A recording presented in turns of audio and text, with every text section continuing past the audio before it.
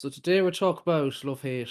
I had the idea of talking about all the great and not so great TV shows on Irish television, RT specifically. So love hate was, I think it was kind of the biggest one. I know we had Raw, we had Pure Mule, we had Bachelor's Walk, a couple of others, but I think love hate was the one that got everyone buzz for RT drama. I agree. There wasn't really anything else that came close to it in terms of Yeah, how big it was and how much everyone was talking about it and how much of like a very broad appeal that it has. maybe there was, but like we would have been young when there was other shows, but I don't think there was. I think we would have known about it. Well, in terms of cultural relevancy, I don't really feel like there's been anything else that we're still talking about. When Love Hate came out, this is a bit of this will kind of put it into perspective for you. So when Love Hate came out initially, I'm going to say it was around 2011, or No, maybe it it came was out 2010. 2010. Okay, you've done your More than likely, research. it might have been filmed. Might have been doing a. That might have been filmed in 2009, but it was released 2010. Yeah, But we'll just say 2010. yeah. Stick with Well, yeah. 2010. Just for the eh, for the sake of like discussion, we'll just refer to when it came out. Um, the interesting thing, just watching back on the first season, was that they're all using dumb phones. So they're all using like Nokia's and those like. Right. Well, I have something to say about that Okay, go ahead. because I noticed, and this is something I think about a lot. I noticed when I was watching season 5 because I'd done a rewatch recently, and I remember Siobhan, big character of the show. She was on a smartphone. And I remember thinking at the time, I think that came out 2014, and I think that was the start of everyone having smartphones. Because I think that's when it kind of took off. So I think, uh, like 2009, 10, 11, I think that was the last of normalcy before technology really, really took over. But anyways, yeah. Yeah, I think you're right. I mean, the first smartphone that I got was probably around 2011. I remember it was like a BlackBerry and it had internet access on it. It was the first time I was able to get a phone where I could look up stuff. I could go on Facebook. There wasn't even an app. I could just go on Facebook on the browser and I could, post statuses or text people or whatever. But it's just kind of refreshing, or it just took me by surprise just thinking this is a fairly modern show, but they're all using all this very old school technology in it, and it kind of puts into perspective, the time that it's set in and how things are different, or like in subtle ways. Really, it's not like it's not like it's a period piece or anything like that. It's just they're texting each other on old phones, and it's just kind of frames it in that time, but like you said before, technology really took over and changed everything. um Yeah. I mean, yeah, it's people are like another thing about that, actually. It's the very first scene where in the first episode, Nidja's on his laptop and he's looking up a YouTube video on how to use a Glock handgun, and Trish Yeah. walks in and he's like, I'm updating me Bebo page. So that's the era now. It's like you look up Bebo now, or if you ask, any young person, people that you work with, whatever, what do you remember Bebo? They'll look at you like, what are you talking about? I literally I, have no you idea what know, that I don't know, is. John. I think it was bad writing, to be honest. I think Bebo was definitely done and dusted by that stage. But like I remember, I was 17 when I made my Facebook page, and Facebook had taken over. And so 2010, then I would have been 18. So I think that was a bit of a slip up there. Maybe it was just a little Um, bit too dated. It's one of those things yeah, where they were filming it in whatever 2009 or 2010, whatever. See, yeah. I remember the first time I heard about Love Hate, I'd seen the adverts for it, and sorry, I just need to let the cat out one sec. Is that a euphemism?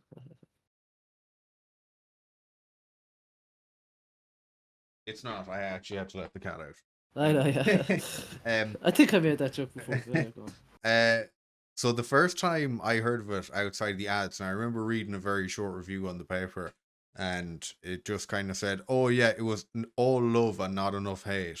Was kind of the analysis at the time, which I thought was, "Oh yeah, it's just going to be another mid bullshit RTE show that has no balls." But I remember it just I had my brother's graduation in Limerick was on, and my parents went to Limerick for the night, and I had the ingenious idea of let's invite basically everyone I know over to the house, my Mm-hmm. home house, and everyone came over and we just drank every bottle of alcohol, like whiskey, whatever, vodka, all the bottles of alcohol in the house got drank that night.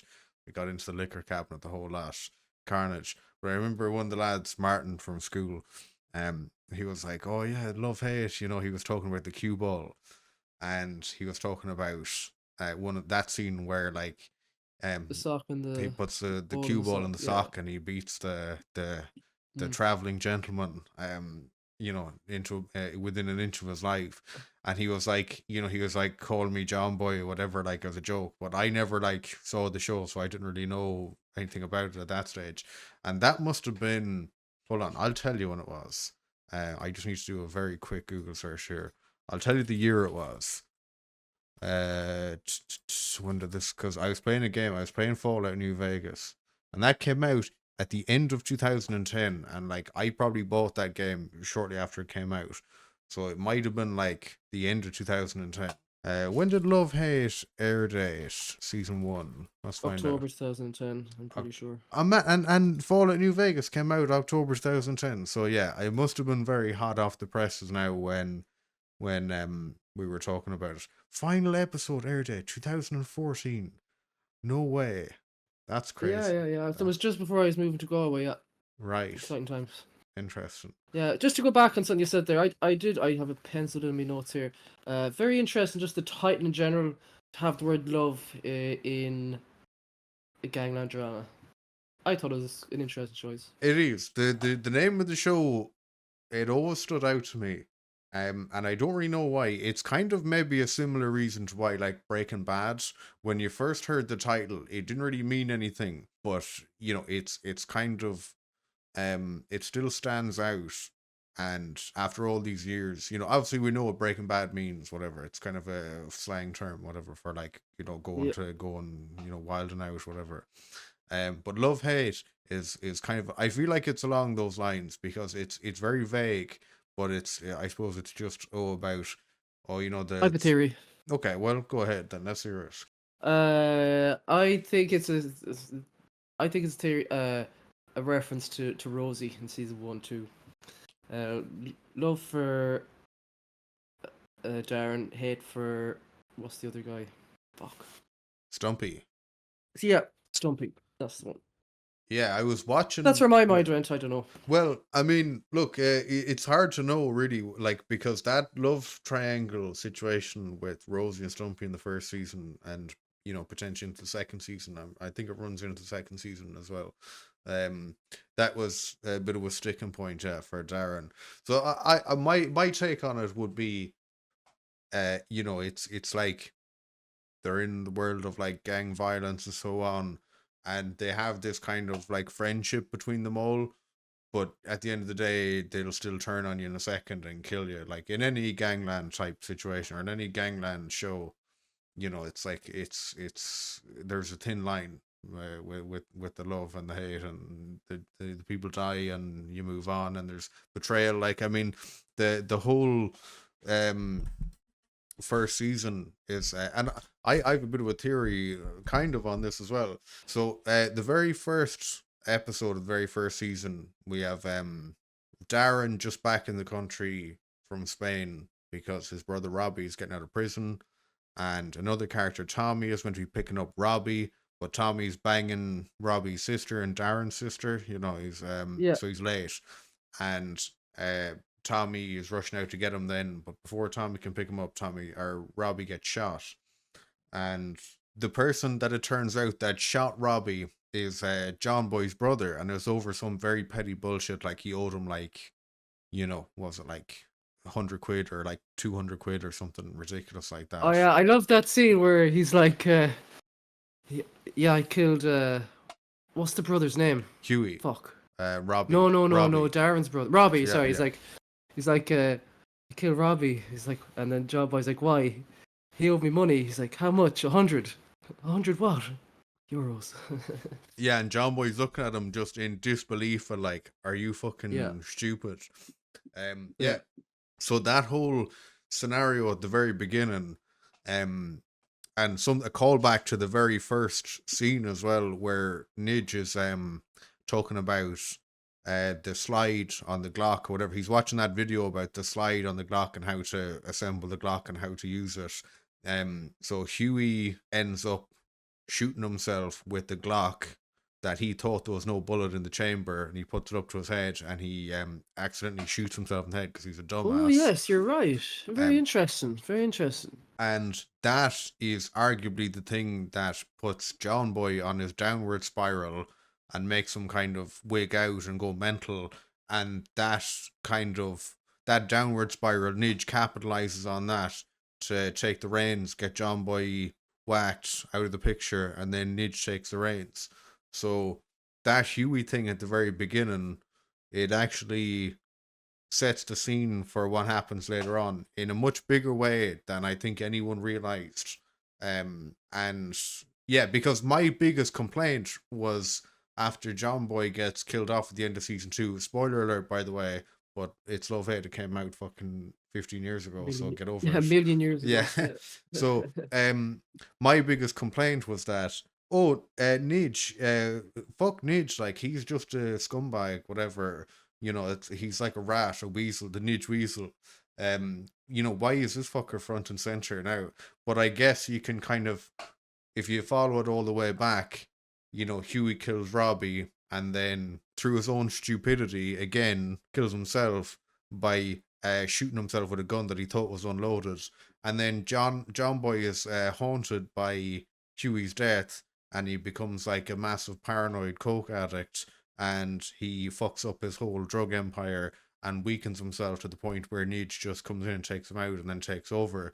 And I think John Boy's so like out of touch with the rest of the crew, and they're all so scared of him and all that Nidge seems like the reasonable one by comparison. But then it turns out, Nidge is probably even a bigger scumbag. But yeah, there's a lot of ground to cover. Yeah. Let's just stick to season 1 for now, because there's a few things I want to get off your chest. Okay. Let me see what I've written down here. So yeah. So there's only like 4 episodes in season 1. So I think the first one was very just introductionary. Is that even a real word? Introductory. Just introduce it. Yeah. Introductory. Yeah. Okay. So that was the first episode. I think it's one thing that needs to be said for season 1. Very romance heavy. There was a lot of Darren, a lot of Rosie, a lot of that. A lot of that going on. True, yeah. Huey was a sickener as well. I didn't like it. Just unhinged, and there's a lot of that in the show in general. And one of my biggest problems with the show, I'm not going to get into it just yet, but just a lot of unhinged people, but just unjustifiably so. And it's like, I get it. These are rough characters, Dublin gangland, etc. There's going to be a bit of that, but there's a lot of just unhinged nonsense. Yeah, no, you're right. There definitely is. I wonder, like definitely Dublin gangland figures are usually psychotic. Yeah. Like that was one criticism of the show that I heard time and time again, was that the people weren't scary enough to be Dublin ganglands. But it doesn't really, it's television, there's a little bit of artistic license there. You have to kind of just, well, we're not actually going to go out and get real murderers to come in and play these parts. Like Huey was a sickener, but I think that was kind of the point, that he was like a liability. He was like a loose cannon, and he was a problem guy. But there was also, in season 2, then John Boy kind of becomes the problem guy, and there's always, well, you're right, there is, season 1 definitely kind of a whodunit. Who killed Robbie's brother? Who killed Robbie's? Yeah, Robbie, Darren's brother. Yeah, and to be fair, it wasn't really made that obvious either. Like, if you watch it back again and you just pause your freeze frame on like when Robbie gets shot, you can clearly see that it's Huey, whatever his name is, Gleason. He's Brendan Gleason's son. You can clearly see that it's him. Son or brother? Son. That's his son. Okay. But yeah, you can really see that it's him, but I don't think that anyone at the time really gave a shit. Like when they were just watching at the beginning, they weren't looking that deep into it.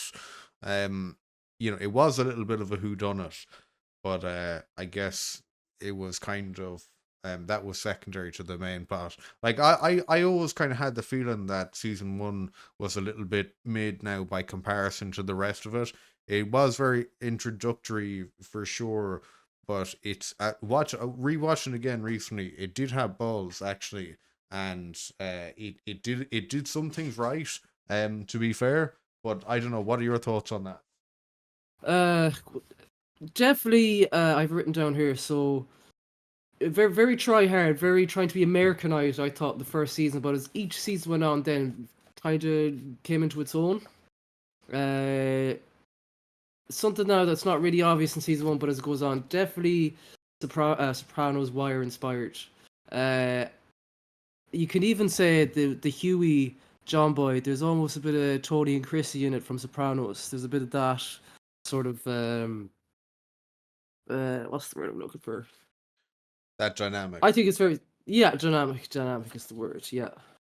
I see what you mean. Yeah, Yeah. it's like he's the Yeah. fuck up. Huey's the fuck up, and you see like John Boy kind of fussing over him in the first season, and he's kind of like he gets into a fight with Stumpy at Robbie's wake and stuff, and John Boy's like, "Oh, what did you do that for?" But you can kind of tell that he kind of feels bad for him or something, or he wants to be You're a like mouthy little queer. yeah, you're a mouthy little queer. Yeah, I nearly pissed myself watching that. Yeah, that was hilarious. Yeah, there was a shout out P Diddy as well. There was a couple of like songs that was in the soundtrack. They're like mad for the Bad Boy Records Biggie remixes and in the season one, which I hate, by the way. Just to be That's clear, it. that That's why was I said satire. Americanized. There's a Yeah, lot of yeah. that American shite. Like it didn't cross over that very well. But again, it was all just very exciting. We're all just very happy to have this kind of gangland sort of stuff, especially when you're a younger man, when you're 16, 18, 20, whatever. Lot of fun, lot of fun. Also, a quick interesting one as well is that there was no Ado in season one, but there was an Elmo. And Elmo was in the creeping in the background, but then Elmo was absent from season two, but Ado was in season two. Just thought I'd throw Ado. that in there. Yeah. Ado was very true to life as well for Dublin. I thought he was the way he looked, the way he talked. I thought he was the realest. Yeah. He's been on Fair City as well. I don't know what that actor's name is. I don't We should know get him on the either. podcast. We should, yeah. Shout out Oh, that's an idea. Ado, That's yeah. an idea. Get the supporting characters. Get them on. Yeah, man, sure. We'll come back to that. We'll come back to that. We'll come back to that. Okay. Yeah, I met a guy Okay. recently in Dublin who was like the cutout Ado as well. His name was Leon, and I was like, man, Leon, that's a badass name. But he looked like Ado and he talked like Ado, and like all I could think when I was speaking to him was just Ado. But yeah, Ado and Elmo, they're like related, aren't they? Or they're like cousins or something, or No. It, the shite, oh sorry. no, there's a They guy both called have Patsy cousins who's who's cousins of yeah. Ado. Yeah. Yeah, no, fair enough. You're right. Yeah. He gets the eye taken off him. Yeah. Yes, that's right. Yeah. I think we've said enough now about season one. Did you ever notice that at the very start, or like from season one, Nidge is very pussy whipped by his missus, but the more it goes on, the more he's kind of not.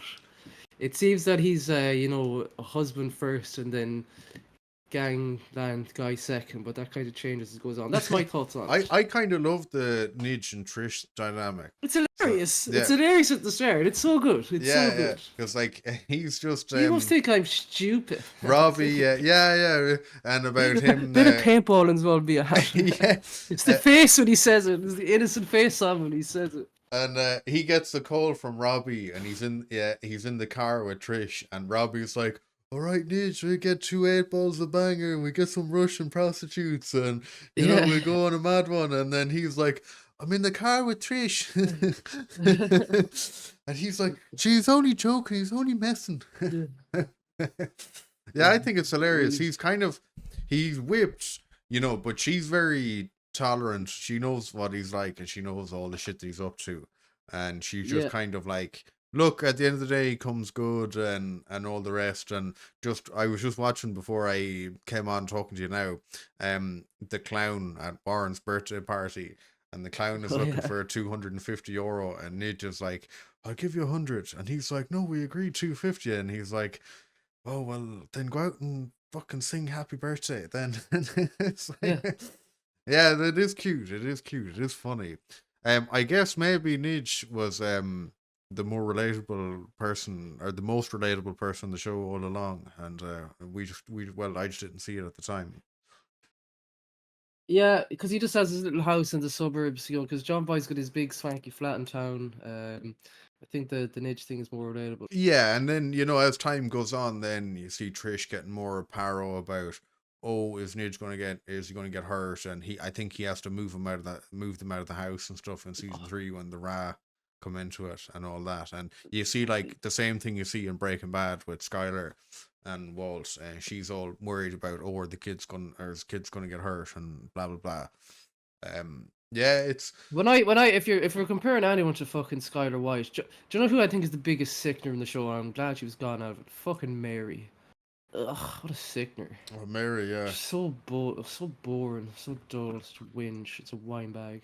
Um, Yeah, I suppose I know people in real life though that are like Mary, so maybe it's a little bit realistic. We need to Sorry. address this though. This is a big part of my criticism for Love Hate. And now look, Are we gonna like go through the seasons and then we'll say what's the biggest criticisms overall or what's what? well, Do you, like do you let's want to just get it out straight away? let's just go my season. Let's start at season 1 then, and I'll give you my biggest criticism for season 1. But it's something that applies to the whole thing from Okay. front to back. So Darren, Yeah. Robert Sheehan, Culchy boy from Longford or some place in the middle of the country in the Midlands. I think he's from Meath or something. I think an old girlfriend said he used to see him at the teenage discos. And Right. he went to college here in Galway, where I'm based right now. Yeah, he's I think there's a picture of him in the old GMIT college. I think it's called ATU now. I don't know. But anyways, go on. well, just he was never, it's like they kind of set him up like he's this big kind of hard man, or that he's scary and he's like intimidating Tommy and stuff. I'm like, man, like Tommy seems way fucking harder than Darren. Yeah, Like yeah. Darren is like a little pussy boy. Like he's like, I get it. It's a casting decision. Robert Sheehan was in Misfits and that, and he was very relevant at the time, so that's important. It's like, look, it was a very bad casting decision, and I'll tell you that because look, I know what I'm talking about when it comes to this.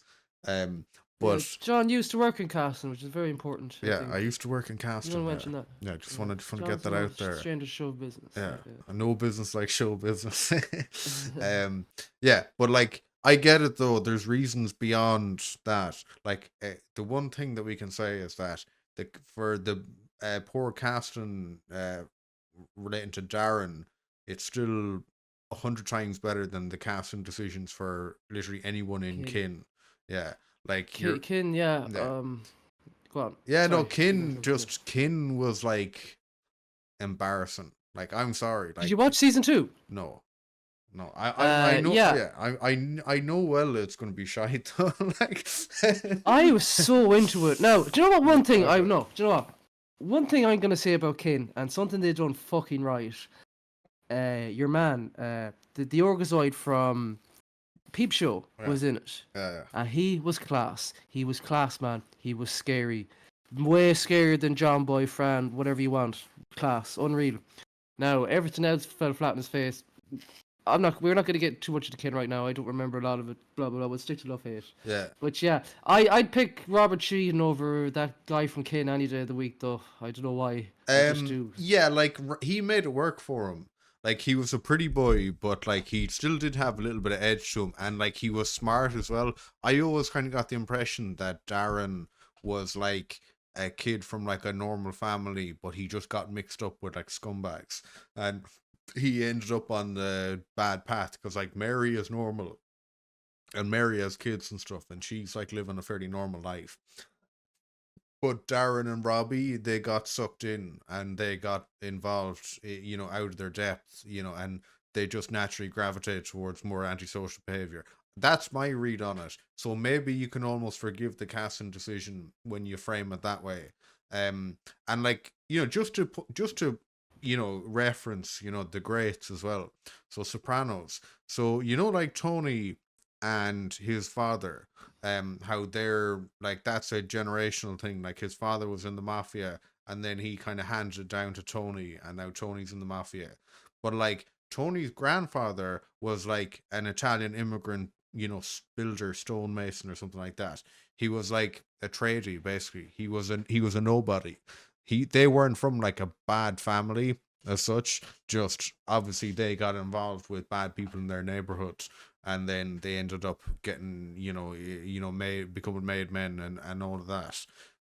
So you could extend a bit of charitability now to the casting and say, oh well, it probably is a similar situation with Darren and Robbie and whatever. And Yeah, true. that's But all. that's how the mafia started, though, wasn't it? They were all working class or whatever, and then they were discriminated against when they moved to America. So that's why the mafia thing started. Anti-Italian discrimination. Yeah. Yeah. Yeah, you're right. Yeah, you're right. Yeah. It's just So ultimately, though, that's your biggest gripe with season 1, is it? The Robert Sheen casting. I Casting in general. like that was probably it. Yeah, I mean, it was a little bit, like I didn't like the soundtrack with the Biggie shit and That's my the biggest problem, yeah. to be honest. There was a bit too much of that to be too much trying to be American and trying to be The Wire, or maybe I don't know if they were trying to. That's how it came across as. They're trying to be this thuggish American TV show. Yeah, I mean, Don't maybe know they how had it. to do that just to get it across the line, and I get that, but that's fine. I mean, as far as criticisms go, when you really look at it, they're not very heavy criticisms either. They're No, just not at like all. they're just like they're. It's not like it ruined the show, or it was just little nitpicky things. And like even if you look at Sopranos season 1, there's like a lot of things wrong with that. So you have to kind of give them a little bit of leeway to like find the find their feet with this kind of thing, and just let them kind of, because like in season 2 it seems they had ironed all of that out, and it was Not all of it, but some of it. I have some notes here for season 2. okay. Yeah, Well let's then talk about let's season move 2. on. Let's talk about season 2. Yeah. Okay, season 2. Okay, I think I'd say the biggest, most important thing for season 2, introduction of Fran. Fran, big deal in the Fran the show. man. Fran the man, a lot of people's favorite character. Very funny, very scary. So he's in it. John Boy as well, as we've mentioned earlier, he starts becoming unhinged. Yeah. A lot of that. Okay, and what we were just talking about, I think it started to come into its own a bit, soundtrack wise. So, for example, remember when Stumpy gets killed outside the gym? Yeah. And I think that closing scene is just, that sort of effect they do where the video something and they speed it up. And it's that happening, but they've got someone like Christy Moore, some Irish folk song in the background, and I'm like, oh, Yeah. this is starting to make it feel a bit Irish, a bit something different, a bit of something of its own. So I appreciated that. I agree. Yeah, I agree. Yeah. What else? Getting into a weird thing here. A fair bit of that animal violence, which there seems to be a lot of in this show. Season 3, season 4. There's some weird animal stuff in it. There Like you've is. got your man. What's the name? What's the younger guy's name again? Who does the voice of V V in from Cyberpunk 2077. Cyberpunk? Which I Luke. still can't get over that. Yeah. Luke was his name. Yeah. Luke, yeah. I still can't get over that. Yeah. Yeah. Handsome bloke now, actually, if you look at him. But anyway, That's sorry. it. You can. Yeah. The bit of hair gel now goes a long way. Yeah. Season 2. What's to be said about season 2? One small detail that this is the last thing I'm going to say about season 1 now, because we're going to move on from that. But just in the very beginning of episode 2, they're like partying in John Boy's flat, and they're playing with like katanas, and they're basically talking about how they're from Kill Bill, and he's like, oh, that's the bride, that's Bill. So he had 2 katanas, and it's just making a suggestion that like, oh, John Boy bought the Tarantino props from Kill Bill, and they're like fucking around with them in the apartment there. It's like, you know what, like I like that bit of detail, and just in defense of season 1, they do throw in a little bit of detail like that makes it interesting. That's all. But anyway, season 2, I think, yeah, Luke, your man, gets introduced, the Swan Killer. That's like highly illegal as well, killing swans in Ireland. You could get banged up for a long time for that shit, She was apparently. killing why swans out of Um, all animals? because something to do with like Tiernan Og. Um, Oh, yeah, there's like the swans. Hold on a second. Killing swans in Ireland.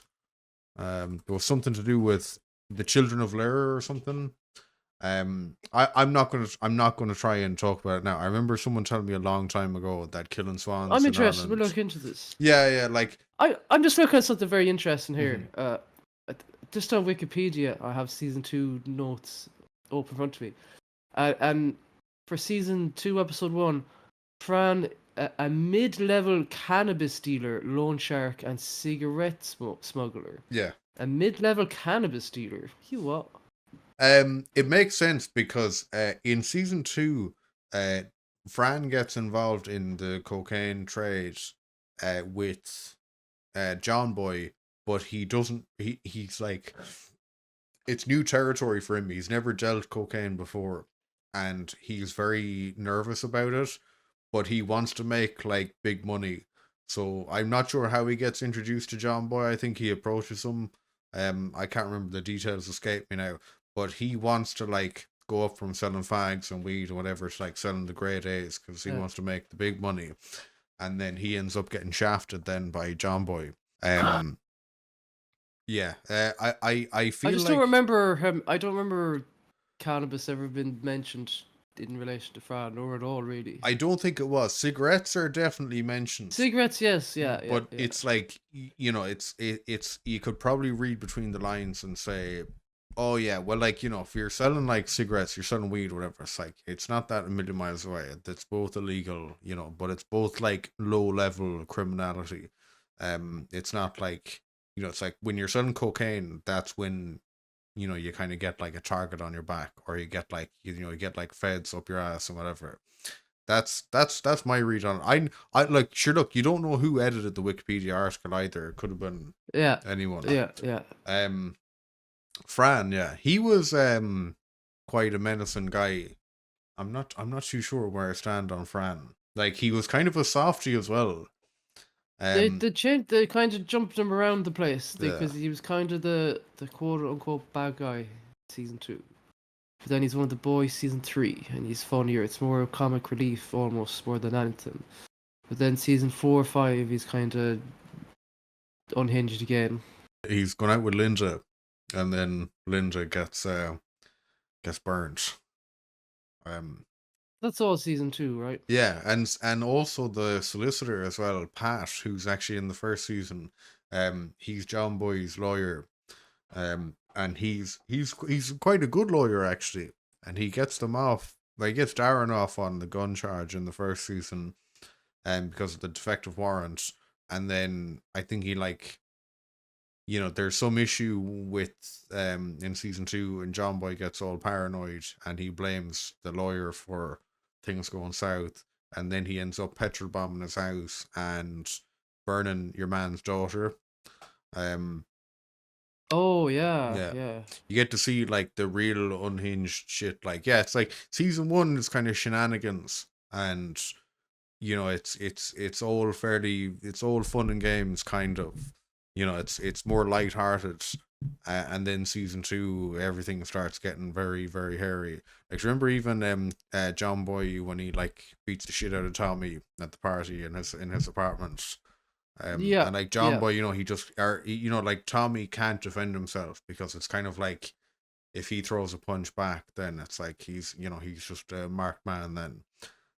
So yeah, like, look, there's all John Boy's weird rants about having sex with dead bodies. Yeah, like they gave them, they gave them detail. Yeah, I think ultimately season 2, a lot of it is about John Boy's descent into paranoia, madness, or something like that. And Darren as well. I think Darren's still very central, and he's kind of get. I think he's being less humanized as it goes on. Even like his missus then doesn't want anything to do with him towards the end. He's killing people. Yeah, So because there's that as well. his arm gets twisted by John Boy into killing Stumpy. Yeah, yeah. And then, I Exactly. think Rosie kind of puts two and two together. She doesn't want anything to do with him. I think Darren was broke and he just needed the money, and that's why he was stealing cigarettes at the young lad, Luke. Yeah. Because he was trying to get out. I think basically he wanted out, and then he kept getting sucked back in. Yeah, he had to pay back Fran as well. Like, that was it. Fran was coming to the door, shaking down Mary, and Darren was kind of like his boy, kind of. Yeah. Who else do we have in season 2? We've got Debbie. Siobhan. Yeah. For fuck's sake, Siobhan, Siobhan! Will you listen? Siobhan was in season 1, yeah. She was in season 2 then. She kind of matures as it goes on, yeah. Yeah, Tommy as well. Oh, shout out Tommy. Shout out Tommy, yeah. Season 1, 2, Tommy was the best. Yeah, like, Tommy is, they show him to be like a big fuck up. And, he's just kind of, he's Darren, in the very first time he talks to him, he's like, oh, are you in the bed with some young one, are you? And it's like, the irony is, he's shagging Darren's sister. He's a fuckboy. Yeah, he's like, they're calling him like a pussy hound and all this kind of stuff. Yeah, he's a fuckboy. Yeah, poor Tommy. It's just, Tommy couldn't catch a break. That was his thing. I think he was probably the nicest one or the best one, despite, maybe as a pussy hound. Tommy didn't. I don't think he wants to hurt anyone. Yeah. He doesn't want to hurt anyone. But then again, why was he in this? Like, he must have done something. Why is he in the? Does Tommy have bodies on him? That's what I want to know. That's what I want to know. Yeah. Did Tommy ever even hurt anyone? He was supposed to. Well, like he killed that IRA lad, but that's season 3. We'll get on to that in a sec. But we'd say he was trying to rob. No, he was. He was sent to kill Fran. Yeah. Remember, and then Fran was outside the bookies, Yeah. and then Tommy went for it. He fucked it up. The door, the door got locked. Yeah. But that was the only time you seen him really doing some dirty work, or at least trying to. But it didn't go his way. But yeah, so you don't really see him hurting anyone or killing anyone. So how he got that position in the first place, or how he was tied in, I'm very curious to know. Might have been never really explained. It was never explained, but it seems like him and Darren were friends. And well, it doesn't really, him and Darren definitely have like some kind of a personal relationship. It seemed like Darren and Tommy were more close than Robbie and Tommy, because the way that Darren talks to him when he rings him, he's just like, there's no formalities. It's like if I called you and I was like, needed you to do something, whatever. That was the tone that I got from them. So maybe like Tommy is Darren's boy, because like, remember they bring Tommy out after Robbie's wake, and they're like, they're intimidating him with the guns and stuff, and then he's like, oh, if I didn't kill you for not picking up my brother in time, then I'm hardly going to kill you for shagging my sister. Just to make a point, and that was it. Tommy. Tommy is kind of, he's his own worst enemy. He, in a lot of ways, he's a fiend. Well, no, when he has the injury, Nidge says, he goes, "Oh, me, you, and Tommy." So maybe it was the 3 of them. It seemed like them 3 were kind of buddies for sure. Yeah. I wish we got more detail on like the backgrounds of these guys, but in a way it's kind of good that we didn't as well. You're left to your own devices. Like, that was the thing about John Boy. There was no context given as to how he became the number 1 guy running things in the beginning. But he's obviously like a savvy businessman. He dresses like sharp. He appears sharp. Yeah. But he's definitely from the north side. It seemed like when he gets killed and there's his funeral. There's a guy that I think is supposed to be his father who's sitting having like a pint of Guinness or something in the pub at the end when they're like playing sad music and all that. And he's Yeah. looks like just a normal guy as well. Um yeah, and it's like John Boy's half brothers with Huey. So there's some family dynamic there. You know, they left a lot like unexplained. But you know what? I like that. I like that. I think we need more of that. We need more vague, ambiguous details because that's that's just how things are in reality. You never have all the answers. You Yeah. always get the just the vague details, and you have to kind of fill in the blanks yourself. I like that. You know what I want to say? The writer Stuart Carolyn, the man behind Love Hate. Well, he's the executive producer and the writer. He's the only writer as well. As far as I know. He's an award-winning playwright. I don't care about plays, but he writes about kind of very complex characters, and he kind of goes. It seems like he goes all in on the characters. He's not like a hack, Law and Order SVU type crime writer. He's quite like in depth with he's more. It's like there's a lot of good dialogue and there's a lot of good uh character development. You seen this guy? Yeah. Was the lecturer some sort of? Was Stewart there? Was he there? There was definitely the David Caffrey, who's the director. Um, I'm not sure. I can look it up and find out who was there. But Nidge was there. Nidge was there. Yeah, Interesting, yeah. yeah. They were all pure low key. Nidge had like the big head of hair on him. So you barely Yeah, even yeah. noticed that it was him. But yeah, just I want to give a shout out to Stuart Carlin, because he's a good writer and he wrote it all by himself, and he's not a hack basically. He's a high effort writer. Was he involved in any other RT stuff, productions Uh, that you know of? yeah, Taken Down. If Oh, he wrote that too, yeah. yeah, that was his. See, yeah, they like. I think it was like the same director as well as Love Hate that was directing the episodes. Now that means not an awful lot in television, but it was essentially the Love Hate guys that made Taken Down. And they had the guy like Gal or Gat, whatever his name was, the IRA guy. He was in Taken Down. They had that same kind of witty banter, dialogue, and all that kind of stuff. So yeah, just shout out, and and in recent times, as in like last week when we had the leaks about Love Hate season 6 and 7 coming out, which turned out to be bullshit.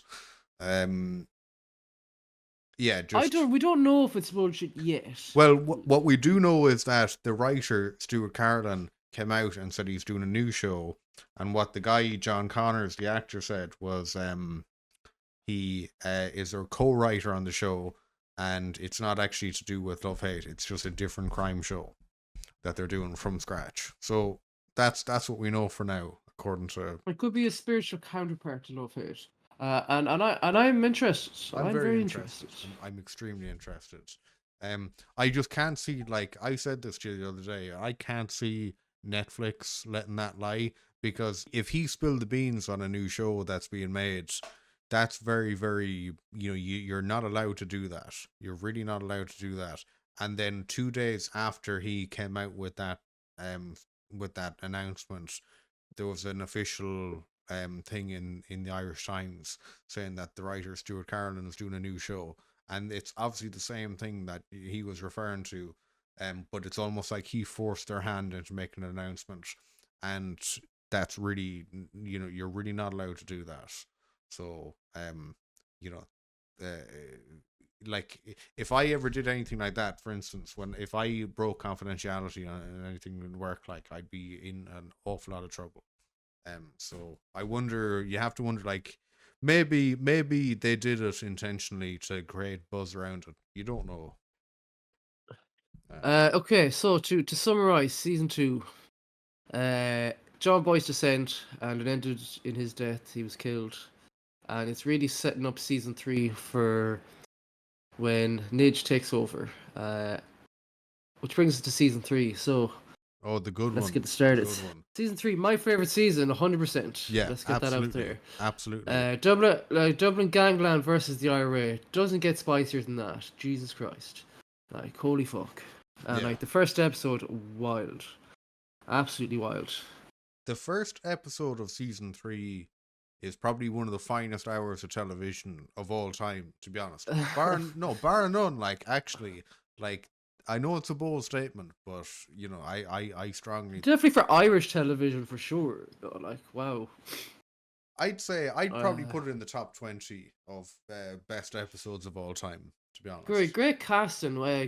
Git. What is Git short for? I don't know. So, yeah, get Lockman. I'm not sure what it means. Yeah, great casting. He was gross in a good way. Get Lockman, yeah. And the guy and his son as well, good casting. He was in Titanic, wasn't he? Dano. Dano, I don't remember, Yeah. but I'm not too familiar with Titanic. He was like Leo DiCaprio's buddy there at the start. Ah, okay. Who's playing cards with something like that. I'm pretty sure, yeah. Yeah. So season 3, we have Git Lockman, old IRA head on Paddy's Day. Does a bit of a essay on Nidge's niece Siobhan. This one, Siobhan, season 3 as well. Siobhan gets a lot of screen time, which is good. I like Siobhan a lot. Tommy, then we were talking about does Tommy ever get his hands dirty? Definitely does here. He walks in on that rape. Purely justified though, as well. Oh yeah. And then more or less kills Git Lockman for doing so. And now Darren finishes him off. But yeah, so it basically sets it up is they've killed someone in the IRA. Now they have to hide it and pretend like they didn't do anything wrong, while the IRA boys definitely know they did something. And it's very intense, and you're like, wow, what's going to happen here? They And know, then you've but got they your don't man. know. They know, but they don't know. They know it, but they can't prove it. Yeah. And what you call that other guy as well? That do you know that other guy that's high up the food chain in the IRA? He's in loads of stuff. Oh yeah. Irish actor. He's I'll find out his name now. While you're doing that, yeah, I'll say this as well. Unfortunately, or for better or worse, this is Robert Sheehan's last season. His missus has gone out of his life now. Rosie's gone. His sister doesn't want anything to do with them and the kids, so he's very much a lone wolf at this stage. Kind of doesn't give a fuck anymore. Throwing caution to the wind. Throws a pipe bomb at the pub, the IRA pub. Starts a lot of drama, unjustifiably so. All right, so season 3, right? The dynamic following on from what you were saying, Nidge and co, they're trying to keep it on the low that Get Lockman got killed by them, and the IRA are suspicious, but they can't prove it. They don't really know. So they're trying to pass it off as he just went off on his own. Yeah, maybe. Yeah. Okay. Because they know that he was out with Nidge and so on, that night. So obviously they're very suspicious. But I can't remember the exact context now. But I know that Nidge ends up being put in a van and then being driven to like either Dundalk or the north of Ireland, and he ends up getting, blindfolded and all the rest, and then yes, he Fran drives him over the border into the north. Yeah. And drops him off someplace, and then Nidge voluntarily gets in a van. It gets blindfolded so he can't see where they are, and he's brought into a house. Yeah, and then the truth comes out. And he basically cops to everything, but from what it seems, your man Sean McGinney's character, what was his name? I can't remember his name, but yeah, IRA he seems guy. to knock. Yeah, I would say one of the top tier IRA guys. He doesn't seem to care, or seems to let Nidge quote unquote away with it, because I think they have now struck up a business deal. Because I think Nidge was helping them smuggling weapons. But Yeah, now, look, this is what I don't like, because it seems that they had said at the end of season 3, it looks like they were setting it up. It's like, oh yeah, they're gonna get Nidge, and it's kind of, the whole storyline is kind of fucked off. Um, it just kind of goes away, and that's one of my biggest problems with the show. They make a lot of things just go away out for no reason. Um, so, for example, we'll say, obviously, like, Dano wants revenge for his dad because he knows that Nidge and the boys has something to do with it, and he's not letting it go. But then it's like Dano has a meeting with this IRA woman, and they kneecap him and leave him in a field to die. And it's kind of like, why did they do that? And it just seems like it's just to suit the plot. Let's just kill Dano off, just to erase this kind of storyline. And it's the same with Lizzie. You know Lizzie, the IRA affiliated girl as well, yeah. who's got the hots for Darren, where her and a young Barry Keoghan are in Nidge's house, and he's hiding with the katana under the child's bed, trying to hide from them.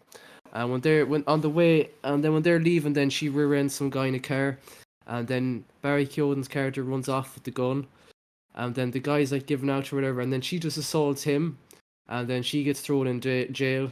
But it's just kind of like unjustified violence, just to kind of make characters disappear or storylines disappear.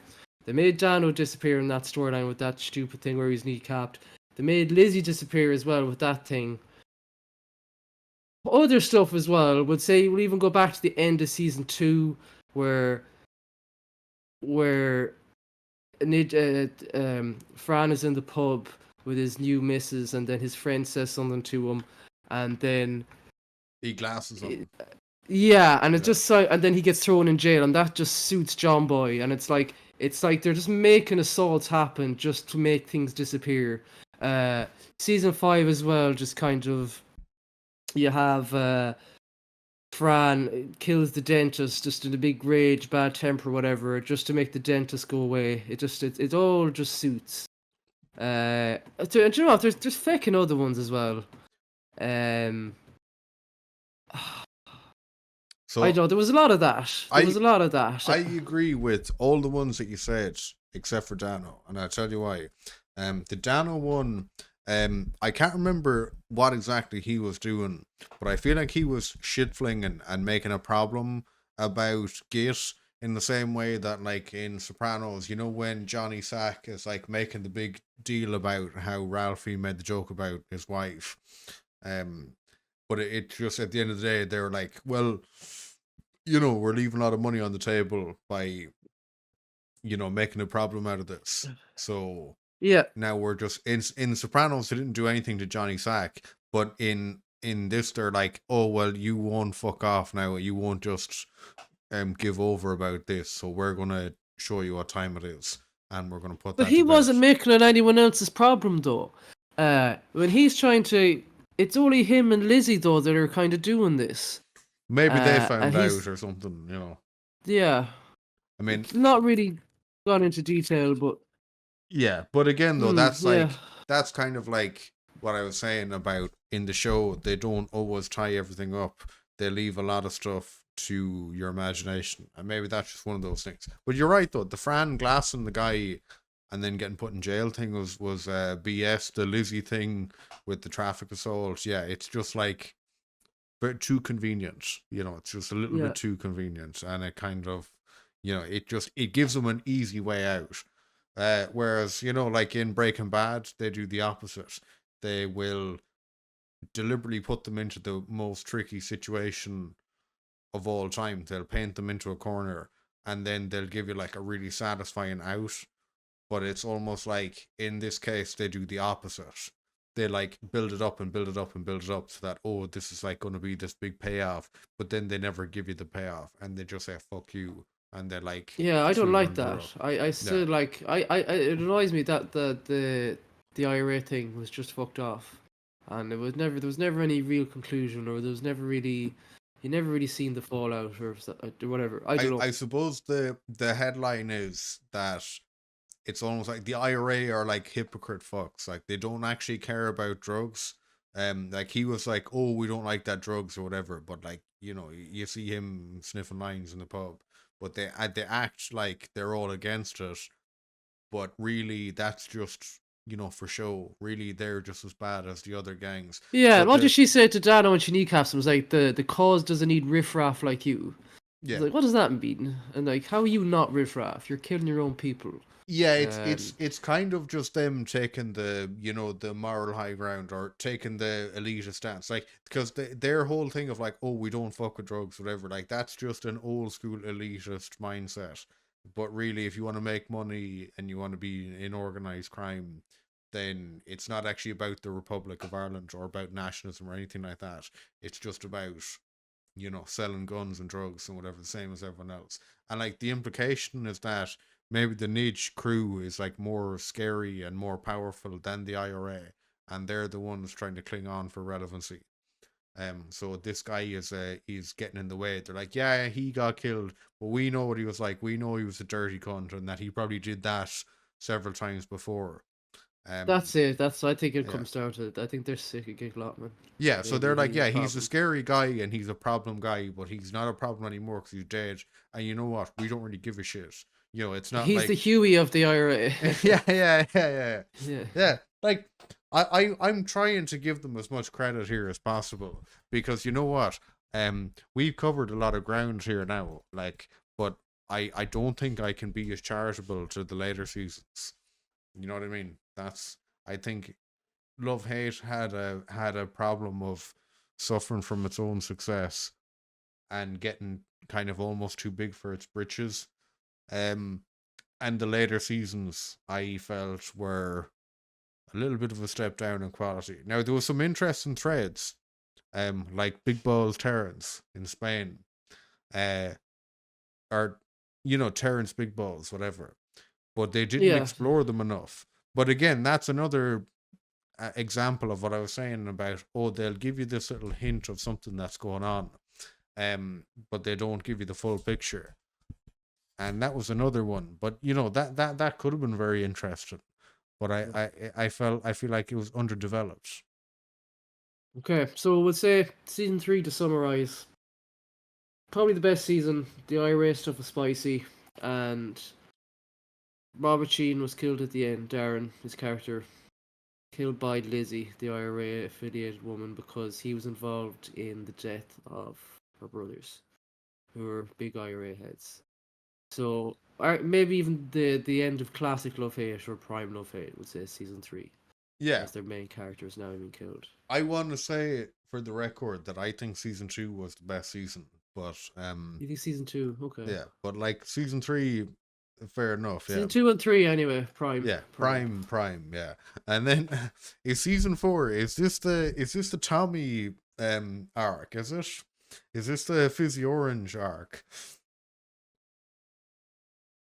Yeah, we didn't. We left that out. Season 3. I think over halfway through. Yeah, through season 3, Nidge gave Tommy the baiting and left him in out of sorts altogether. Um, And he was in for having hospital. for getting the hop from a woman that Nidge couldn't, and then kind of left him as the simple lurch. Um, and he never really recovered properly, even though he is in season 4. Yeah, all Tommy wanted was the Fizzy Orange Yeah. in season 4. That was his only purpose in life. Then poor fucker. Mm. Yeah, season 3 was kind of the end of an era. Now look, I still watched every episode the day it came out. After that, don't get me wrong. I just kind of felt like there was a significant drop off in quality. But you know what though, I would say that anyway. So I need to go back and watch that, and see how it holds up after all these years now. Because you know what, I only ever gave it the once over for the later seasons. I mean, you said you rewatched it all Watched recently, it all, yeah. and what was Season your I, view I on I it? enjoyed season 5 a lot. Season 5 I think is better than season 4. I think season 4 is the weakest season. No, it's still very good. I like all the seasons. I love the show in general. Yeah. Well, give me your view on it then. What happens in season 4 onwards? What's the Oh well, happenings? I suppose I season 4 is all about Nidge trying to smuggle stuff into the country, drugs, or no, lidocaine. Is that the word? Yeah, yeah, It's lidocaine, is it? Is a mixing agent for cocaine, so it's a big money maker, and he's doing it through a dentist. So the dentist, so he's this kind of almost bankrupt dentist who has a tab in the knocking shop. Is that what it's called? Is that what you can call a the whorehouse? brothel. Yeah, A brothel. So he kind of he's using this guy to just smuggle in lidocaine. God, the dentist is a sickener. There's this really fucking cringy scene. You're going to be cutting scenes and putting it in. yeah. Where he kind of comes to Nage and he's telling him, "Look, you can use me. I'm that guy." Oh, And he's I kind of know. putting Yeah, on this really and he has like this like he's almost has an American accent when he says it. It's terrible. It's actually awful. Um, yeah, but we got a young Barry Keoghan who's A-list celebrity right now, or has he had his day? Is he kind of on the way out? I think he's just on. He's at the apex now. He's at the Apex now. Yeah, Okay. Um, yeah, we still have Lizzie and Dano still kind of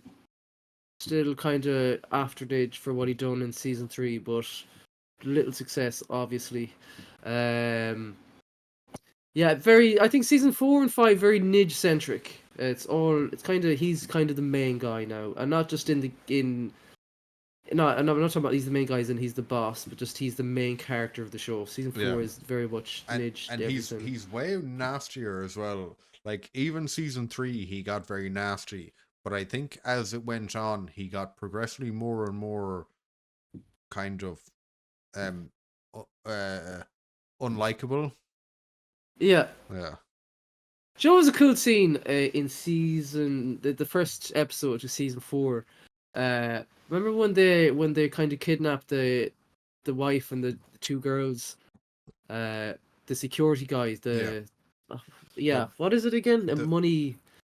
it's like a Celtic kidnapping, is it, or something? It's like a hostage thing. Is it like getting them to steal money from their company or something?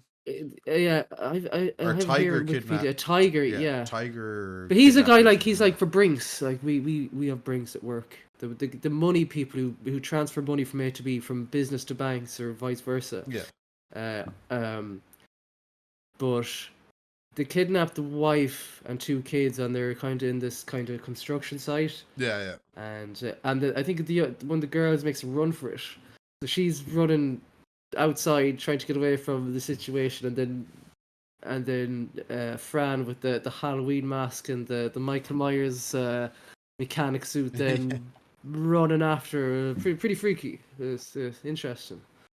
Um, yeah. So yeah, Nid centric. A lot of Elmo as well. A lot of Elmo. They're kind of the two top boys. I don't know why. Oh yes, and like a lot of Siobhan as well. Yeah, yeah. I kind of drawing a blank here now. Season 4. Well, Even though I have like it all in front of me. there was some, it was a bit of a lull season. Like there was like Tommy taking the mask off and that kidnapping as well, which was kind of an Yeah, interesting thing. Tommy's kind of out of hospital now. He's back on the streets, but kind of a bit simple. He's looking for a Not really Fanta with it orange anymore. somewhere, anywhere he can get Not it. really with it anymore. And I think this is where kind of the Wire comes into the Wire influence comes into as well. A lot of the cops are in it, and they get a lot of screen time. And they're not just the NPCs anymore. So like season 2 or 3, or season 1 and 2, the cops have their actual characters now. They have screen time. Yeah, true. Yeah, true. Uh, Do so it's kind of the Wire influence there. you remember when John Boy pays off his Garda contact and he's for information, and he gives him the envelope of cash, and he's like, "That'll keep you on rent, boys, for the month." Yeah. Um. Yeah. Yeah, there was like a couple of. I remember thinking about this because like my thing before when I was younger was that love hate just it was very mid show. That's what I thought, and I was like I want to do like the love hate expose and tear it down and just kind of talk about how shite it was. Um, Well, I can kind of tear down season 4 a bit here if you want. okay, So like the whole season 4 thing was a build up is that they're all prepping for this big shipment of drugs or lidocaine to come in, and like it's like are they gonna get it, are they gonna do it, or are they gonna get away with it? What's gonna happen? But ultimately like they just use Tommy, and then Tommy gets the brain bleed, and then the cops are watching via CCTV and says we can try and bust Nidge now and get him for good, but let Tommy die, or bust in prematurely to save Tommy, but they don't have a case. And then they go for the latter. When they save Tommy, well, he's more or less a vegetable anyway. yeah, Season 5, but kind of it was basically season at the end of it all. It was all a big nothing. a little bit Uh, of a disappointment. Yeah, yeah, and then I think that the season ends with fucking the Sex Pistols, whatever name of that big Sex Pistols songs is, the Nidge pissing on the doorstep. They guard the station, and then they throw him in a cell, and he's like and doing a then schizo Sky, mode. Yeah, yeah, and he's there shadow boxing. It's like you're a little fart of a yoke. I'm sorry, I'll beat the shit out of you. yeah. Like, yeah, if you have an old weapon maybe, but don't be fucking shadow boxing. You're an old small skinny yoke thing. Don't be doing that. Anyway, that was my thoughts when I was watching. I thought it was kind of cringy. I thought it was It horrible, to was be a little honest. That bit last cringe, bit. yeah, for sure. Like, yeah, Yeah, like I he's not that guy. Like I believe it if they had Fran doing it or something, but he's not that guy that does that. well, like he's more of just a devious cunt. Like he's more Yeah. of just like a like he'll he'd kill his he'd stab you in the back. Like he's disloyal. He's out for himself. Like, do you remember that Nidge thing where he's like, I don't give a fuck. I don't give a fuck about anyone, not even Trish. It's like maybe I Yeah, give a yeah. fuck about my son, but I just don't care. And like that's what he says to like Darren, and it's like, Mm. oh yeah, that's a good insight into Nidge, into just how much of a scumbag he actually is. Um, but yeah, it's I wanted to tear the show down and kind of give my expert critical analysis on it, what I thought was the expert critical analysis of it. But then when I went back and watched it, I was like, this is actually really good, and I actually can't fault it that much. But I haven't really rewatched the later seasons of it, so maybe I'd go back and watch them now and I'd say, oh, that's actually good. But I think it was kind of boring. And like you said, there was a lot of like, a last minute heroes that come in and save the day. And, there was a lot of like very, um, you know, like serendipitous moments that kind of saved the day, where there shouldn't have been. So yeah, I think really I need to go back and watch it before I can form like a proper opinion on it. I do feel like it dropped off a lot though in the last few seasons. That's all. Um, Season 4 definitely the weakest. I season 5 had a bit more meat in the bones. Season 5 kind of reminded me of season 3 a bit. that was the one where like Janice was in it and like the Paulie. Was that Paulie? Is it? Paulie, yeah, yeah. Paulie was a G. He's like, I kill him for sport. Yeah, Yeah, yeah. Paulie was a G. I liked him. I like his Okay, jacket. yes. So season 5 starts. I think they're just stuck for a few pound now because that drug deal didn't work out for him. So he's off to Spain looking for a loan from Big bow some Terrence, Irish big gangster. bows. Yeah, so I assume he's a lad who's hiding out in Spain who's still in the game somehow. We don't really know a lot about Terrence Woodwalls, to be honest. Yeah. But obviously he's high up there. He's obviously like John Boy level, or was. Like Um, maybe he's even John Boy Senior, yeah, yeah. Who knows? because John Not Boy explained. talks about That's Spain in the early seasons. That he'd hook him up over there and stuff. So there's another thread there that's not explored. wasn't that where Darren was hiding out too, Yeah, wasn't he's he? like, oh, you should have given me a Pre-season one. call. I would have hooked you up over there. It's like, oh yeah, the um, marble floors. yeah. Yeah, it's like he's So the deal. Sorry, yeah. So the deal is, um, Terence gives Nidge a loan or whatever, but he's sending his nephew over there to keep an eye on Nidge so he doesn't get killed or do something stupid, which is Paulie. Paulie's got balls, so I'm going to say it. I imagine Paulie is what John Boy used to be back in the day. He gets his hands dirty, he's got a clean head, doesn't act a cunt. He's not like a degenerate piece of shit. Like, well, Yeah. No, he's a bad motherfucker. yeah. But no, I liked Paulie. He had As well, I think there's a big rift as well between Nidge and Fran. Brian, Yeah. Because Fran stupidly kills the dentist in a big rage. Again, dumb shit. Season 4 dumb shit that I didn't like. It's Janice. Who's Janice? You remember? Oh yeah. Sorry, yeah. But more importantly, would say in season 2, Nidge threw the pipe bomb into Fran's house on John Boy's orders, and makes bits of Fran's Linda. missus. Yeah, and that all comes back, and I did like that, to be honest. I like when they pull something from an older season and bring it to the forefront. So it kind of reminded me of in, like, would say, was it season 1 or was it season 2 of Breaking Bad where Walt lets what's her face die, Jane, yeah. choking on the vomit, yeah, and you kind of think that moment was dead and buried until it comes back up in the later seasons. I think, yeah, for sure. Yeah, so it's kind of similar here. The John Connors character, the Traveler, he makes the pipe bomb, and then Nidge sees this character then at Fran's yard, and I was like, "Oh fuck, this lad's still on the scene. He better not talk to Fran about how I threw that pipe bomb that time." Yeah, that's very interesting point actually. Yeah. Yeah. Oh wait, no, that. Oh god, I'm all over the place. That happened in season 4.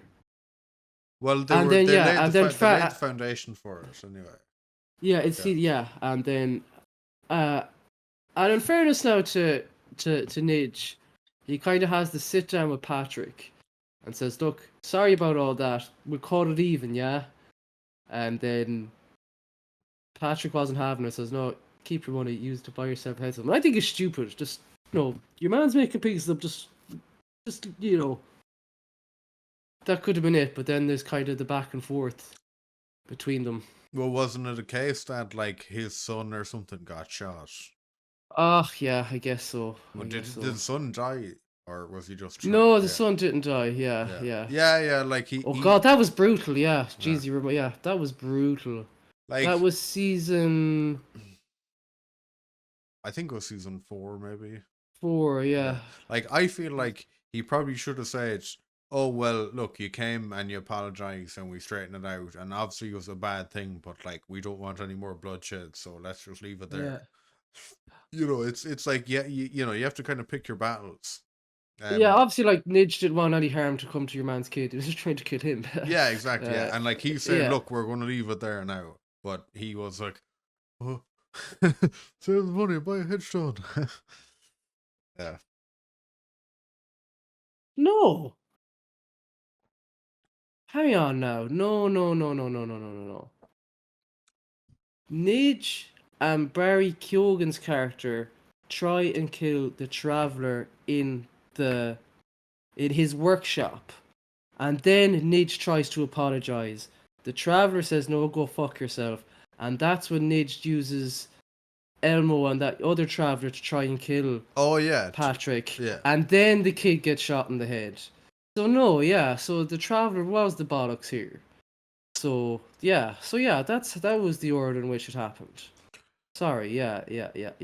Yeah, no, I agree. Yeah, like, did we see him in the early seasons when he was doing the Linda bomb? Did we actually? That was season 2. Yeah, he we was in actually an saw episode his of season okay. 2. Yeah, so you did see him in season 2 for a scene, and then you didn't see it then in season 3, him at all in season 3, and then near the end of season 4, Nidge sees the pipe bomb maker Patrick at Fran's yard and was like, "Oh shit, this guy's on the scene. Better try and take care of him." Didn't work out. But then Nidge trying makes the peace offer and he wasn't having it. Nidge tries to get him killed again, ends up shooting the son by accident in the head, but it doesn't kill him. Yeah, that was a rough scene. That was all season 5. Yeah, yeah, Yeah, that's when it started to all catch up with him. yeah. Yeah. So season 5, right? All over the fucking place. So, um, Nidge, no. Siobhan wants to. Siobhan knows. She kind of. Sorry, now I'm all over the place. The cop tries to suggest to Siobhan that it wasn't Nigerians that killed Tommy because that's the story that was given to Siobhan. Is that Tommy got jumped by Nigerians, but it Yeah. was actually Nitch. Yeah. And then the cop saw even the cop though wasn't there. Just kind of says, "Oh, well, was it the Nigerians?" And then it was like, "How would he know?" So Siobhan gets it in her head, and she's right that it wasn't Nigerians. It was Nitch that got Tommy killed. And so she decides that she's going to start working with the cops and give them information to take down Nidge. Nidge, yeah. Yeah. So obviously she knows that Nidge and the boys was involved in Get Lockman's death from season 3. So she tries to find the finger because there was a bone that was left over from Get Lockman's body. I've a bone And to pick then with you. yeah. Yeah. So then Fran's holding on to that bone in his fridge in his caravan, which is stupid, but whatever. So we have Siobhan then trying to go to Fran's yard to get this bone to set up Fran, or set up to Nidge to get him done for that murder. We have the cops after him as well. With all that happening, but ultimately at the end of season 5, Nidge gets killed by Patrick the Traveller for what happened. And I don't like that really, because I think, and then we had the thing as well with Fran finds out that Nidge is banging his missus. So the walls were closing in for Nidge, big style, but it was ultimately the Traveller then that got him in the end. And Siobhan got Uh, God as well, didn't she? Yeah, she got hit too. Yeah. Yeah, that was wild. So tears all Don't, around. don't know how I felt. Don't know how I felt about that ending. I liked all the other stuff. I liked all the other stuff building up. The cops, Siobhan, the bone, Fran after him, but then Traveller thing happened. But I think there was a bit of political element to that as well at the time. There was a lot of simping for the Travellers in real life. But There let's was. not. Let's. Yeah, I don't want to go too much into that or Yeah. whatever. But I think that had a big part of it. I specifically remember the time, and there was only 5 seasons as well, wasn't there? Yeah. Yeah, I remember at the time that was kind of trendy, yeah. But it was I think it was just reaching the point where they couldn't drag it out any further, and they had to end it, and they had no other choice but to like wrap it up.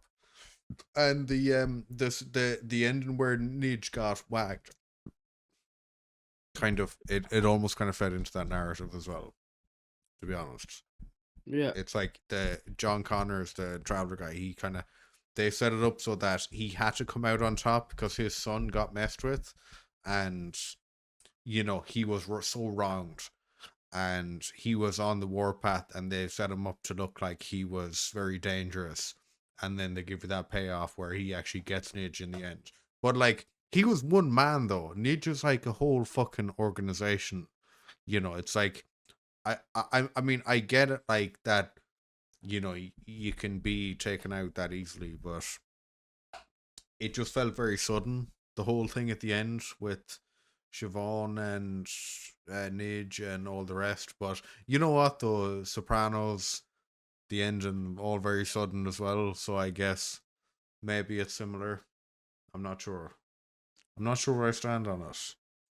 I suppose it does make sense. I mean, how else It was it doesn't going to not go make down? sense. Like it was a little bit of a it was a little bit Did like you? unexpected or something, but yeah. Yeah. Did you want to see? Did you want to see Nidge in jail or in court or any of that shite? Not really. No, it's like it Uh, always. Most of the time, it ends up with you getting waxed, like you what else do we said about season three? Season five, sorry, season three. know. Um, Thrive. Yeah. so yeah, Siobhan, very, very, very, a lot of screen time. And it was interesting, like, and then she pushes what's his face, Paulie off the balcony. Which is interesting. Like, it's good to see that the women can kill people too, and it's Yeah, not yeah. all the men that do it. It's So there was a that bit of kind of that, ties and it it in and it with didn't feel the love hate, the title. yeah, and it didn't feel forced either. Yeah. You know, Siobhan was wild. Season 5, I liked it a lot. The way she was playing both sides. Well, not playing both sides, but she was She with the was cops. she broke bad. Yeah, She yeah. showed her dark side. And I love the story then she gave Terrence Big Balls about how she just made up this story about how it all happened, but it was all very believable because it's hard to argue with this stuff when it's just two people there and they're both off their face, Yeah. you know. And she was like, "Oh, he was sitting on the balcony and he's put his head back and he said he was sunbathing." She's like, "Yeah, I had a couple of pills in the fridge and all this," and it was all very believable. Um, yeah, I don't know what else to say really. How do you see if there is a reboot or a spin-off? What do you think it's going to be, or what are the options? So because your man spoke out about it, I have a feeling that they might bring back his character and kind of it'll be in the same universe as Love Hate, but it won't be the same show.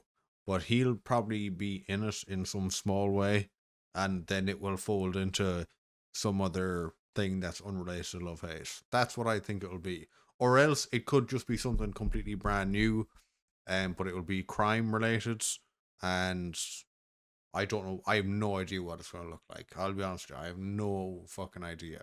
But like, look, If if you think he's going to be back in it, then we're talking about Travelers because it's not going to be him on his own. So we're going to have the Travelers in it all together as one collective. yeah, but I suppose though he's also going to be a writer on it, according to what he said, and so it's him, there Stuart Carlin, and then John Connors, as co-writers, and maybe his character makes an appearance in it. But I feel like he'll be like a side character, and he might be the same guy. I don't even know what his name. Patrick, was that his name? Patrick. Yeah, Yeah. yeah.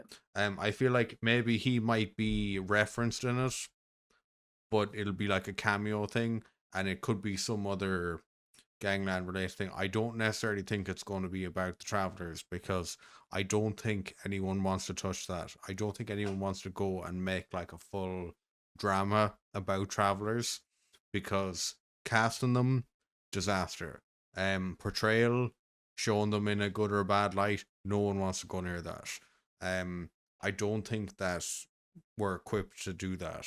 Like those movies, like have you seen Into the West?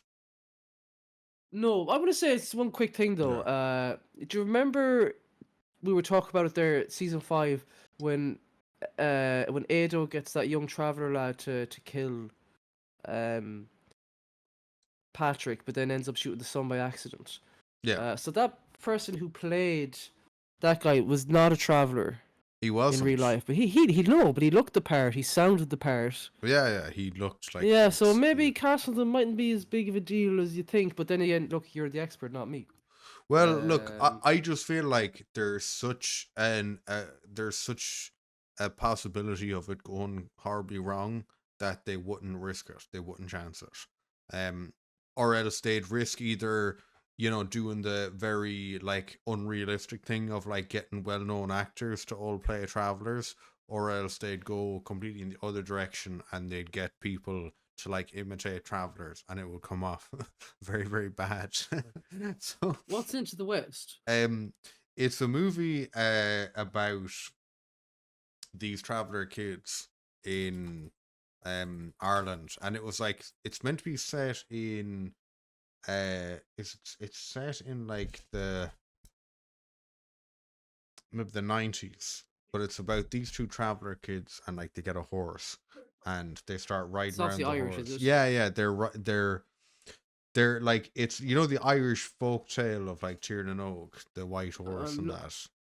Um not really. I'm having a quick look here. yeah, like they basically get the horse and they start riding it around like they're cowboys and stuff, and they're obviously causing trouble and they're making a ruckus, and there's a guards This get looks involved like in all this sort of stuff. War of the Buttons vibes right now. It's exactly like War of the Buttons. Oh, it's your man. What's his name? Gabriel Byrne. That's the one. Yeah. Remember that Yeah. video? Do you know that's we won't get. Yeah, never mind. Yeah. Have you seen Cardboard Gangsters as well? No, I never saw that. But you know what it is though. Yeah, I know your man John John Connors Connors. is like is he Yeah. the lead guy in it? Yeah, I Yeah. don't think he was a traveler though. I think he was just Gangbanger or whatever. Yeah. council estate undesirable. Yeah. Something like that. Yeah. I think it was a bit whatever at the time. I'd watch it again though. I remember thinking it was pretty entertaining.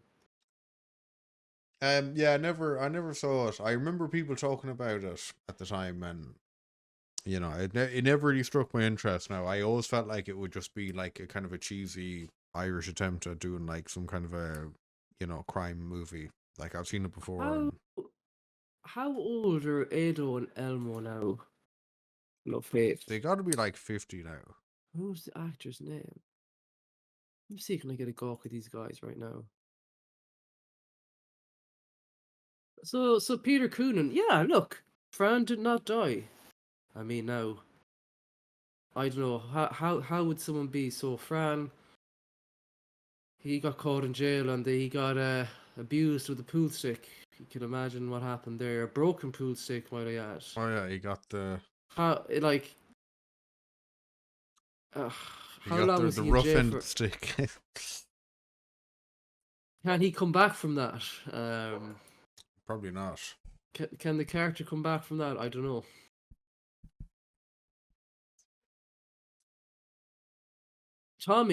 Can Tommy? Is there any? Tommy's going to be the guy to reboot the whole empire. Okay, fun fact. Killian Scott, who plays Tommy, his brother is a politician. Shocking. Interesting. Okay. Yeah. What is he like in government now, or what's his name? I'll show you now. Owen Murphy. Yeah, sorry. Okay. Does kind of look like alright, yeah. Black Eyes, great film. Good film, yeah. I watched it again not too long ago. Where'd you find it? It's a good question. It was definitely on like Netflix or something. Yeah. It was on. Okay, yeah. So let me see. So we're just sticking to what we're. Elmo is now 42. That's not old. No, it's not young either. But he could still play something. He's doing something.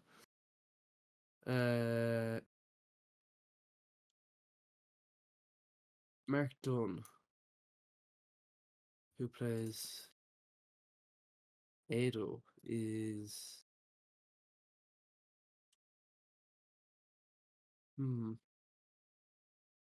Can't even get an age for this guy.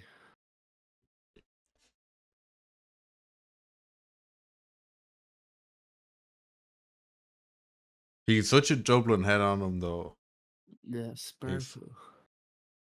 Huh? That's the last thing he was in, a Sparkle short film, 2021. Right, okay. He's the real deal, though. He's got to be the real deal.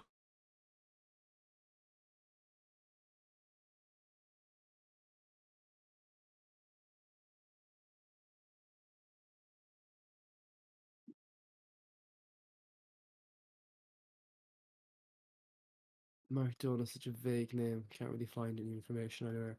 Yeah, so Glow Fate Season 6 reboot spin-off. We don't know where we stand with that yet. I'm eagerly keeping the ear to the ground though. I need to find out. Well, like there's some article about it, but it's paywall, so I can't see it. Let's see. Is there any more information about it here? Okay. Okay, John Connor sparked excitement from Love Hate fans by indicating that the hit show was coming back to our screens, but has had to clarify what the plan is.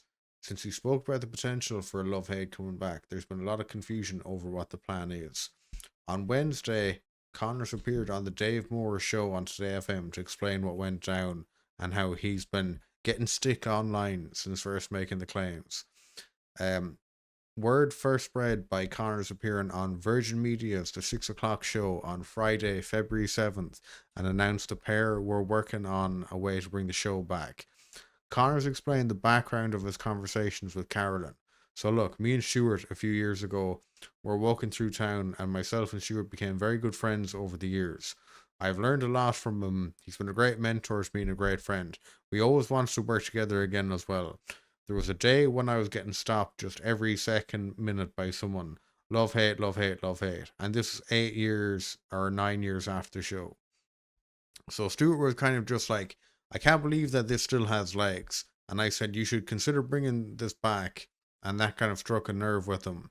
As for why he decided to spill the beans on live television, he explained, now, the other day, what happened was I thought that they, being Virgin Media, got a scent that this was happening.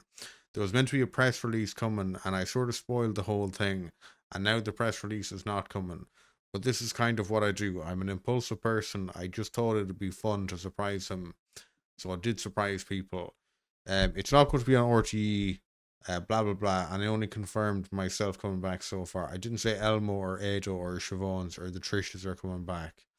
I didn't. All I confirmed is that Patrick Ward, I'm coming back for sure. So Patrick Ward is coming back, and I'm a writer on the show. Stuart has honoured me, asked me to be a writer on the show with him, and I'm executive producer.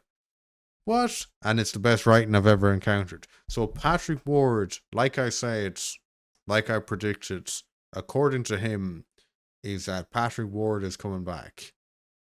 So his character is going to be in the show, but we don't know what capacity. I reckon it's going to be a cameo thing. It's not going to be big at all. It's not going to be anything huge. And now to continue. As for working with Stuart again, he added, we're at a very good stage of the project right now, and I'm so excited. It's going to be a huge scale as well. Even compared to the original, it's going to be a bigger production. It'll be on screens next year. That is an absolute fact, 100%. I'm going to get myself in trouble, so I have to pull back on that. I'm trying to give you as much as possible. Okay, so yeah, that's what we know. Interesting. So yeah, he's going to be back as Patrick Ward, but like I think that's a fake out though. To be honest, I think he'll be seen, but he won't have much to do with it. And that suggests then straight away as well that it's going to be in the same universe as Love Hate. But it's probably going to be a whole new set of characters. And he'll just kind of show up and he won't really have much to do with it. But yeah, him as writer, executive producer, that's big. That's like, you don't get that for nothing. Like, that's not in that. He's obviously got people in his corner. But yeah, I don't know. What do you think? Should we leave it there, or is there anything else that you want to add for now? We could leave it there, but we could come back to this again if more information gets leaked. We have more to talk about. We can definitely come back. All right, yeah. Stay tuned. Now we'll have more on this as it happens.